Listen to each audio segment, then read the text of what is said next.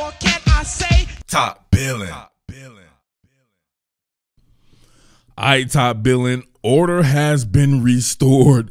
Them Georgia Bulldogs back handing out that prison loving, and couldn't come any sooner because of these disrespectful ass Michigan Wolverine fans that came on the channel this week. Shit was bananas. Alright, so obviously I'm gonna deal with them here in a little bit, but I wanted to see how this particular pass came to fruition here. I was out and was watching this bad boy at a bar. I didn't understand what the hell happened, but if you see right here, we'll go down the line. You have pretty much a whip route going on right here. I'm not sure what that is. Could be Kyrus Jackson. Looks like my man Brock Bowers in a slot right here, running a stick. Got another stick here, backside. Well, I think that would be A.D. Mitchell.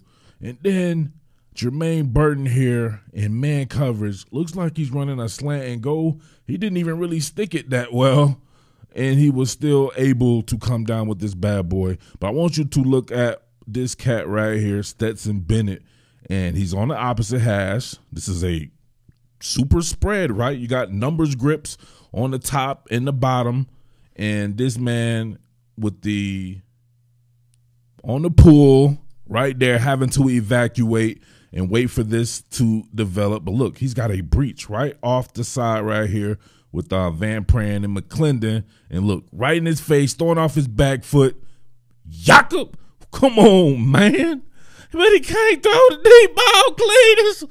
He just can't do it, man. He has one of them top ramen arms. I'm telling you, man. There's something wrong with his triceps. But look, man, coming on the pool right here, holding the safety. Actually, let's go back here. What happened with the safety right here? Because it looked like initially they were going to have that boxing one going on. You got the 3-on-2, the triangle. But then that man rose to the middle of the field, and it's almost going to be like zero coverage if you're on the top end because there's no way somebody's going to be able to get to that. Stetson Bennett looked that off, controls that right there, and then he had to just launch that because he had I would have to think David Ajabo right in his grill.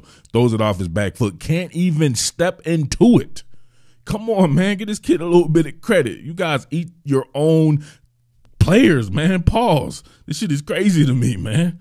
But, hey, right here, man, you got to get this man credit right there, getting that bad boy down. And I'm not sure what the hell's going on with the defensive back here. If he misjudged it, lost it in the lights or something like that. But, man, that was incredible right there. Shout-outs to Todd Monken. The game plan for Georgia, you can tell that they had all this time and they really studied the shit out of Michigan, and they severely outcoached Michigan. They personneled them to death. They came with 13 personnel really to open up the game. They were doing the number grip stuff. Then they were doing the condensed formations. They were giving them a lot of things to look at. So I love getting the ball to the backside of the backfield, especially James Cook. If you saw my stuff in the lead up to this, you know damn well I got to get on this right here, man, because this is absolutely perfect. So you see the trips formation right here.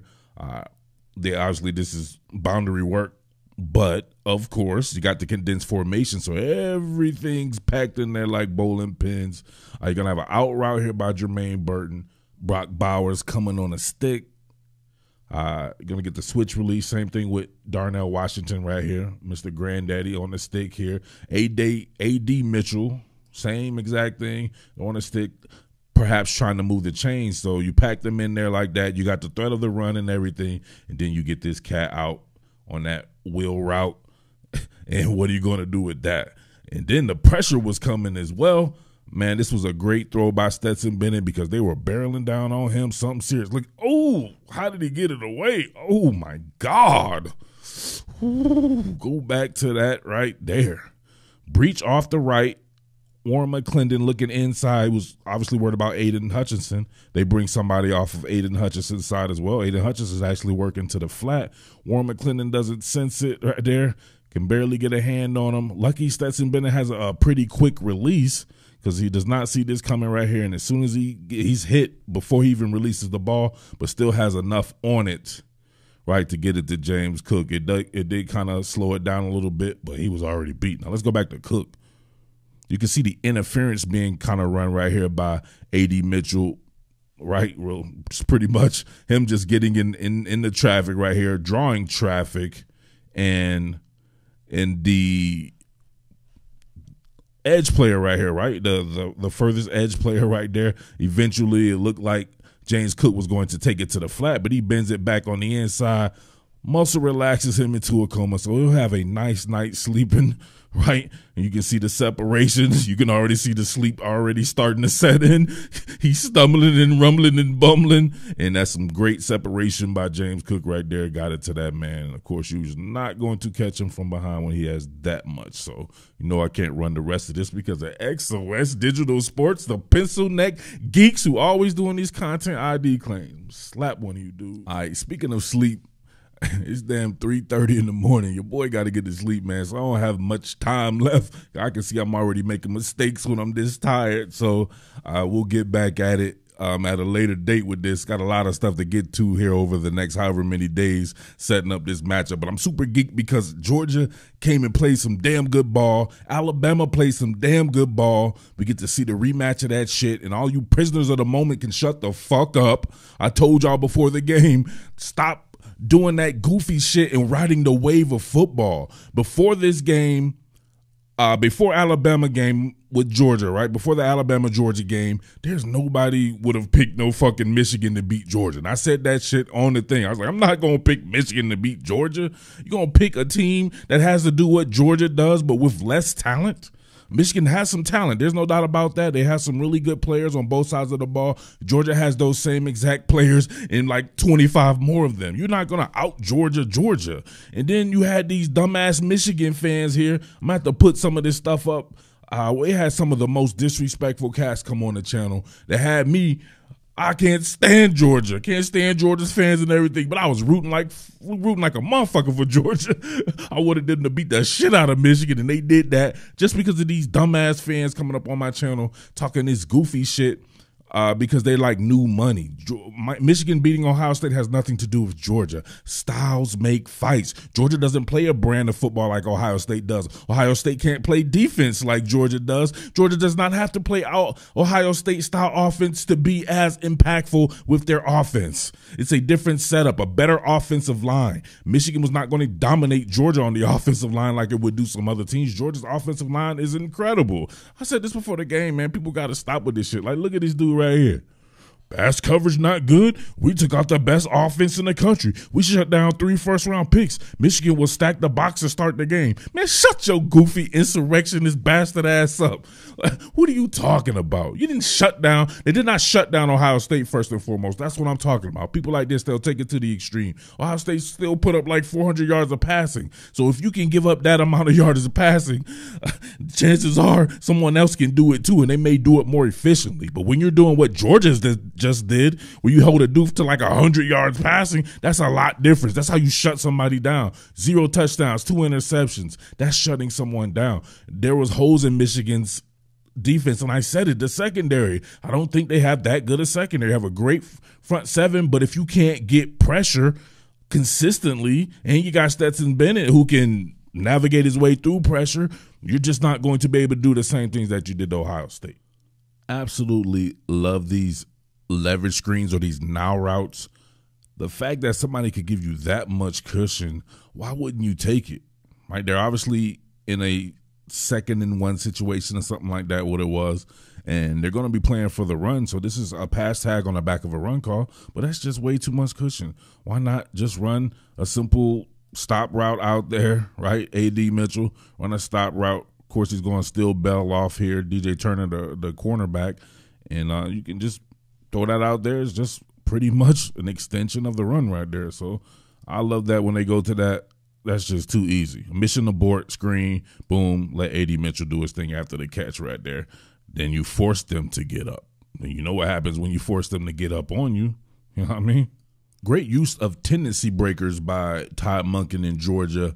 When you think about the fact that they're in 13 personnel right here, and you just got one front side ISO player here and George Pickens running a slant route, but the Chiefs are going to be made with the 2 tight ends here. You're going to have pretty much max protect going on, and the back will stay in, of course, and you got Granddaddy Washington here running a bang 8, and then you get Brock Bowers here with an out and up.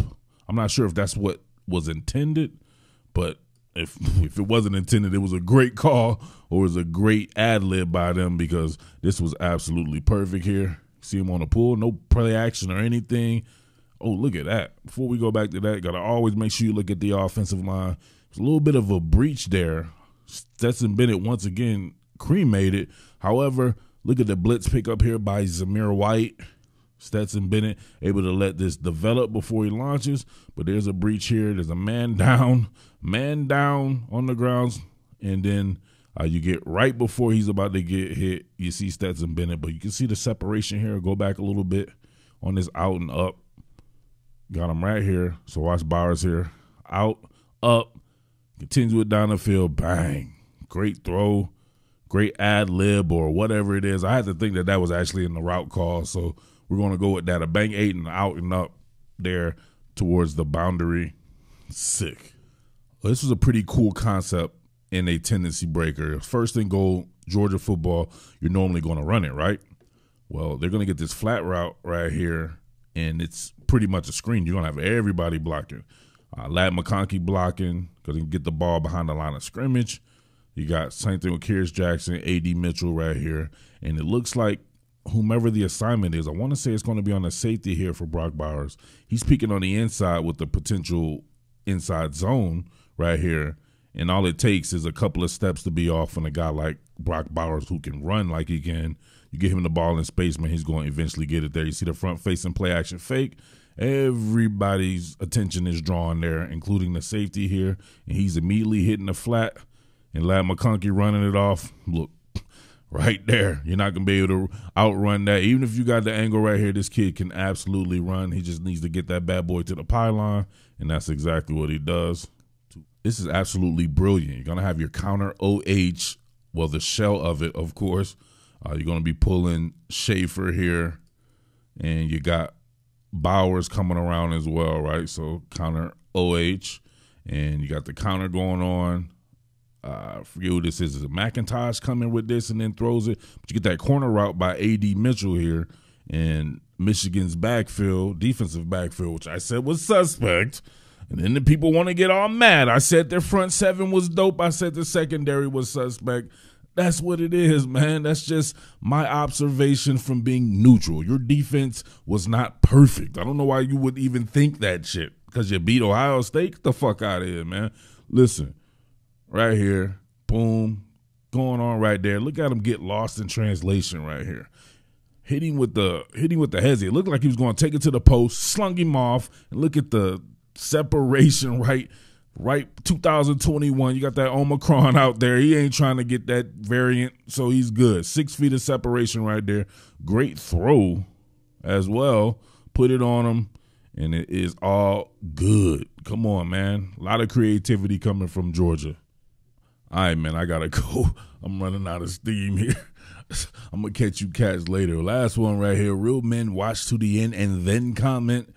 You got them being caught in man coverage right here. They did a good job of this, right? Some people were saying that Michigan had better coaches than Georgia, and I'm like, that's riding the wave. You wouldn't have said this after Michigan got beat by Michigan State and Georgia was stomping everybody out. You can't be that much of a prisoner of the moment there, but you're going to have a Stuggo by James Cook, I believe, right here being isolated with Junior Colson. With the Stuggo, he's able to bog it down right here, but his 0 to 60 is awesome. Colson can run, though, so he's able to chase him down, but they're not able to roll coverage that way fast enough if you're trying to work with a middle field close safety right here.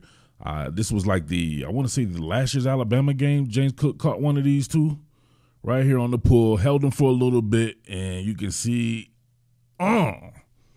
nasty.